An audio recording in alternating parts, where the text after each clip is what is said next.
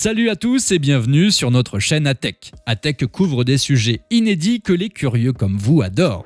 Aujourd'hui par exemple, nous allons nous attaquer au porte-avions. Mais à un en particulier. Pour ne rien changer de leur habitude, les Américains ont encore vu grand. Ils ont fait un porte-avions géant. Mais hormis cela, qu'est-ce qu'il a de particulier? Restez jusqu'à la fin de la vidéo pour le découvrir. Allez hop, c'est parti! Par définition, un porte-avions est un navire de guerre. Son utilité première est de transporter et mettre en œuvre des avions de chasse. Il s'agit essentiellement d'une base aérienne flottante. Un porte-avions demeure mobile, lui permettant ainsi le transfert d'une véritable armée offensive et autonome parcourant le monde. Et cela se fait sans attache diplomatique. Et oui, la navigation dans les mers internationales reste indépendante de toute souveraineté territoriale. Ces plateformes sont des villes à elles toutes seules. En effet, les porte-avions restent très animés. On peut y retrouver plein d'électronique, en plus d'une armée d'avions et d'hélicoptères de combat aérien naval. Cela explique facilement pourquoi leur entretien est plus coûteux. Le navire de guerre doit être d'une certaine longueur et largeur spécifiques. Cela est requis afin que les avions puissent manœuvrer leur décollage et atterrissage en toute sécurité sur le pont. Ce type de navire a également beaucoup de puissance de feu. On peut en effet y stocker des missiles. Ceux-ci sont le plus utilisés contre d'autres navires ennemis ou même des sous-marins définis comme hostiles. Souvent, ces navires sont accompagnés d'autres navires assurant leur protection. Des croiseurs, frégates antiaériennes et sous-marins nucléaires d'attaque, entre autres, se retrouvent parmi la flotte. Mais qu'est-ce qui définit un navire comme un porte-avions exactement?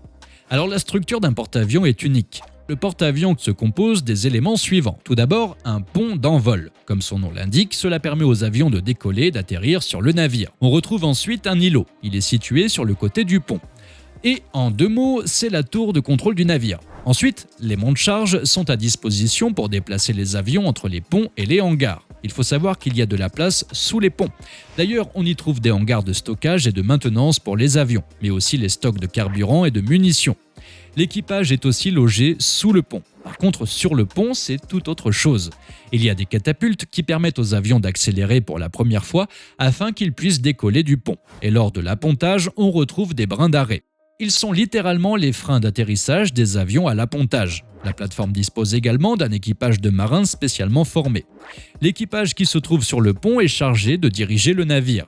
Il le fait à travers le centre de décision du navire. Il est aussi connu comme la passerelle de navigation. On compte ensuite le personnel dans la salle des machines. Il est chargé de l'expédition et de l'exécution des commandes depuis la passerelle. D'autres personnels sont chargés du pilotage des aéronefs et de leur entretien. Ainsi, vous aurez des pilotes, mécaniciens et techniciens chargés du décollage et de l'atterrissage. Vous vous demandez sûrement comment tout cela a commencé? Nous aussi. Voyons ça d'un peu plus près. Alors, toute cette aventure commence avec les frères Wright en 1903. Alors oui, on sait que vous allez dire qu'ils n'ont fait que décoller le premier avion, mais très vite, cette nouvelle façon de voyager intéresse l'armée américaine. Et c'est elle-même d'ailleurs qui a suggéré d'utiliser un avion pour décoller depuis un navire. La première tentative réussie fut celle de l'américain Eugene Ely. L'essai fut réalisé le 14 novembre 1910 et le navire de guerre utilisé fut le Birmingham. Suite au test, le premier vrai porte-avions construit fut l'Argus. Ce dernier était équipé de 2 ascenseurs. Il était utilisé pour monter et descendre les avions depuis le pont. Mais c'est vraiment durant la Seconde Guerre mondiale que leur utilité est vraiment mise à l'épreuve. Les batailles dans le Pacifique opposaient les Américains contre les Japonais. D'ailleurs, à ce jour, ce sont les seuls combats opposant des porte-avions. D'autres pays comptent maintenant des porte-avions. Selon Janes, une agence de référencement du renseignement militaire, les États-Unis sont premiers en termes d'avions actuellement en service. Mais ils sont suivis de près par la Chine, le Royaume-Uni, la Russie, la France, l'Italie, l'Inde et la Thaïlande. Mais les États-Unis ne sont pas uniquement premiers en termes de quantité. Ils prônent aussi grâce à leurs porte-avions géants. On parle en effet de l'USS Gerald R. Ford, mesurant pas moins de 332,8 mètres de long et 40,8 mètres de large. Il pèse plus de 100 000 tonnes. L'USS Ford se place facilement en tête du classement du plus gros porte-avions au monde. Et sans surprise, on peut y caser 75 avions et hélicoptères. L'USS Gerald R. Ford, plus connu sous le diminutif de l'USS Ford, est maintenant devenu le porte-avions le plus cher de l'histoire. En effet, il a coûté au Pentagone un peu plus de 13,2 milliards de dollars. Cela vous fait donc un peu plus de 10 milliards d'euros. Il porte bien évidemment le nom du 38e président des États-Unis et le porte-avions à propulsion nucléaire est la première version de la classe Ford. Il a comme objectif de remplacer graduellement la classe Nimitz. Dès 2020, il a accueilli le fameux F-35C. Le F-35C est une version aéronavale du chasseur multirôle venu tout droit des États-Unis. Cela a coûté la bagatelle de 800 millions de dollars supplémentaires pour des essais en mer. Le président américain à l'époque, Donald Trump, a mentionné l'USS Ford durant son discours d'inauguration. Par contre, ce n'était pas que des compliments. Même si Trump est arrivé à son inauguration et s'est même posé sur le pont à bord du Marine One, il n'a pas hésité à tacler le porte-avions. Entre autres, il a mentionné ses retards de financement et de livraison. L'USS Ford a coûté 20% de plus que prévu. Le coût total de ce programme, l'étude, en plus de la livraison des 3 premières versions de la commande de la marine, est de 42 milliards de dollars. Par contre, si l'USS Ford a plus de 2 ans de retard, c'est à juste titre. C'est principalement dû à cette nouvelle classe de porte-avions. Il intègre de nombreuses nouvelles technologies, telles que la fibre optique et les systèmes de catapultes électromagnétiques pour les avions.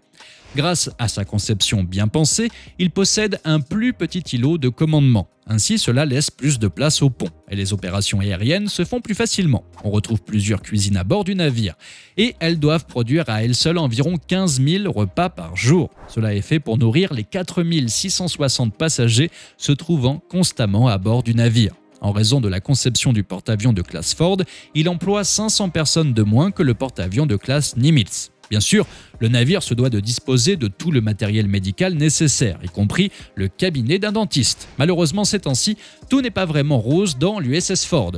Selon un récent rapport du Pentagone, il semble que le bâtiment ait eu des résultats décevants. La plupart des reproches se concentrent sur le système de lancement d'avions électromagnétiques. C'est justement leur dernière technologie pour le lancement d'avions. Le système a coûté à lui seul 3,5 milliards de dollars. L'avantage, c'est qu'il nécessiterait beaucoup moins de maintenance. Cependant, lors des essais en mer, les catapultes électromagnétiques ont fait en moyenne 181 cycles de lancement avec succès. Le système devrait être en mesure d'en faire 4166 avant que des problèmes ne surviennent. 3 autres navires de classe Ford ont déjà été annoncés. Jusqu'à présent, le budget s'élève à plusieurs dizaines de milliards de dollars. Et en France, on a eu vent que le porte-avions qui remplacera Charles de Gaulle disposerait également d'une telle catapulte. Que pensez-vous de cette décision ?